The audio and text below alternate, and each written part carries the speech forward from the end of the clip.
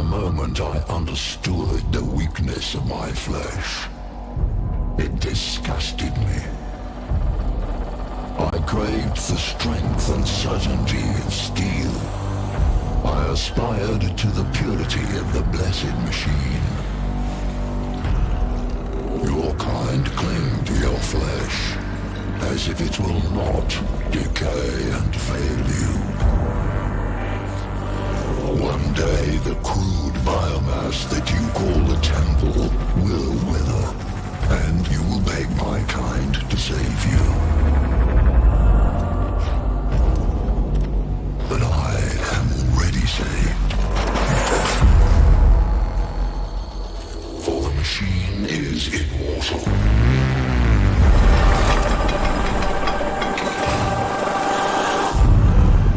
Even in death, I serve the Omnisire. Yeah, that's right, I'm getting into a 40K game. This Pandora's box ain't closing, and I know that full well, but this game is too good to not talk about it.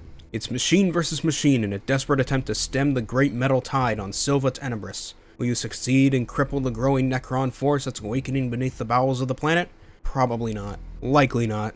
Definitely not. This is Warhammer 40,000 Mechanicus.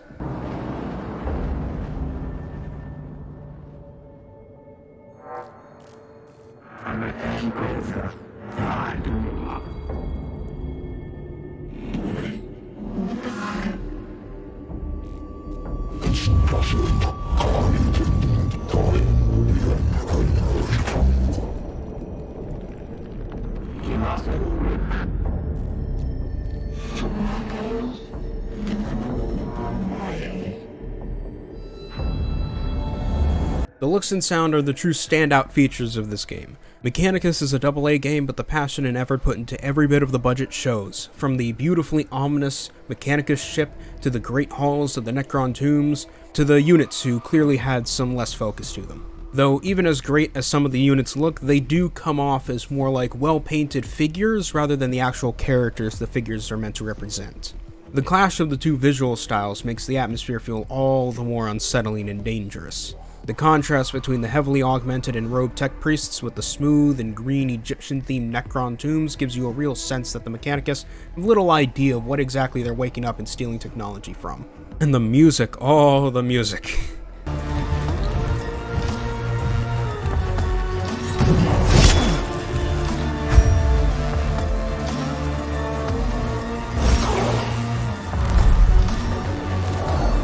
The techno-organ music of the Mechanicus somehow both clashes and merges perfectly with the tomb's grand aesthetic.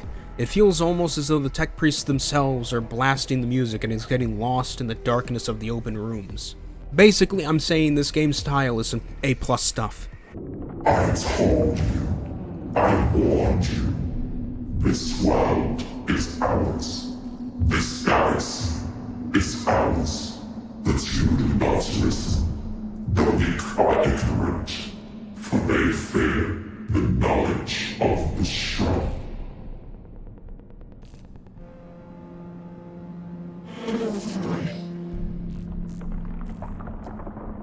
You know what it is. You have always known. Did you think it would not come to this? You, whose existence is war, whose first terror is peace. Did you think you would destroy us without a fight? The story requires a little bit of explanation regarding 40K lore. To not make this last too long, because really this could be a whole video in and of itself, the Adeptus Mechanicus is a sub-faction of the Imperium of Man, the human space empire in the 40K universe. While most of the Imperium worships the God Emperor, the Mechanicus are a cult that worships machines. They believe spirits exist within every machine and that pleasing these spirits is what makes their technology work. This fanatical worship of technology means they augment themselves so hard that there's not much flesh and bone left in them, and it also means that they're the guys who make all the Imperium's weapons. On the flip side, you have the Necrons, which are essentially a race of undead Egyptian Terminators, just run with me here, who have turned entire planets into tombs where they've been sleeping for most of the universe's history. Now on to the story itself. The Mechanicus have come across the planet of Silva Tenebris, and naturally they want to touch all the technology that's in there. They also want to find out what happened to the other Mechanicus members who were here before but never came back. So now they send in squads of tech priests and soldiers to learn about the Necrons, the planet, and what happened to the previous team all before the entire planet wakes up. Because nobody wants to be around when a Necron tomb world wakes up. Believe me, you don't want to know.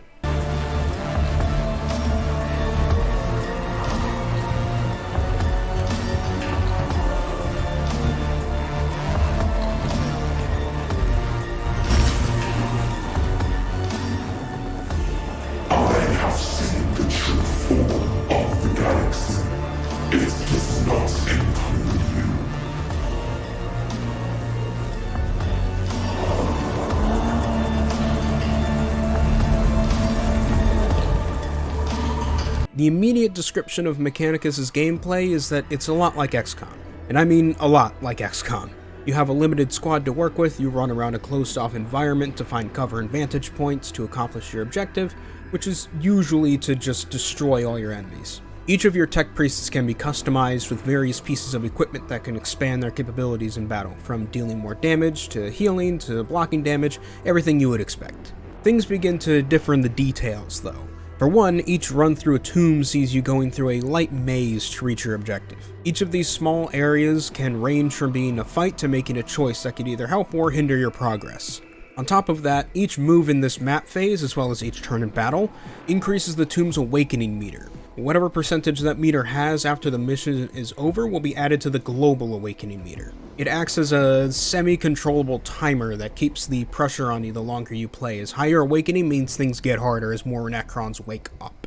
The one thing I don't like about this is that there aren't many ways to actually lower the meter. In battle, you can shoot computer consoles that'll lower the tomb meter by 2 bars, but that's about it. I haven't encountered any choices that lower it, let alone the global meter. Which I understand, but personally I would have liked the option to be there, even if it's not a common occurrence. The actual battles are typically very enjoyable as well. The key thing to know is that cognition points are key. I realize I just said that twice, but ignore it. Doing pretty much anything costs these points, and they can be gathered in many ways. For one, there's a Tech Priest perk that's near essential, which gives you a point at the start of your turn if you don't have any. Other than that, they can be gathered by sending your servo skull or yourself to green glowing structures with the relevant icon next to it, walking by glowing Necron bodies, and similar methods. Basically, if it's glowing green, it probably has cognition points. With enough points, you can move across the entire map and shoot multiple enemies in a single turn if you know how to use them and learn the map. This is essential to winning the harder fights, as doing 1 or 2 things per turn will mean you'll simply get outclassed by all the things the Necrons can do and will do on their turns. So use your points wisely and figure out how to chain them all together.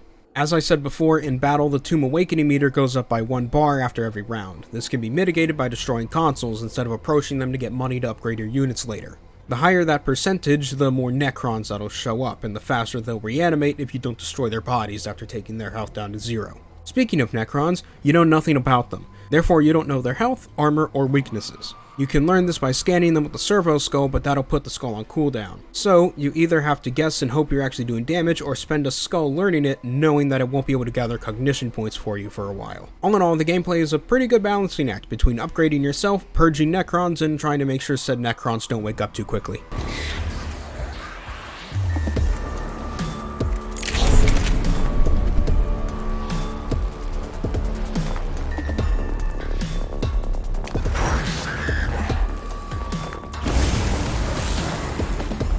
Surprisingly, Mechanicus is actually a really good game for 40k veterans and newcomers alike. The premise is simple enough for anyone of any level of familiarity to enjoy, and the gameplay is a great take on XCOM-style tactics, and the overall style of the game is beautiful. This is a game I definitely recommend to anyone, 40k fan or not. This is TheRatMan, and I will see you all later.